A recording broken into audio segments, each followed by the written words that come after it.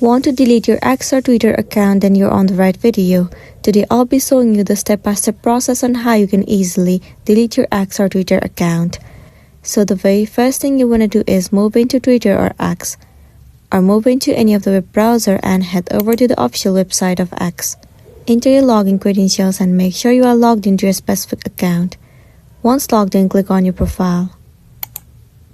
Scroll down and head over to Settings and Privacy. Inside Settings and Privacy, move into your account at the very top. Click on Deactivate your account at the very bottom.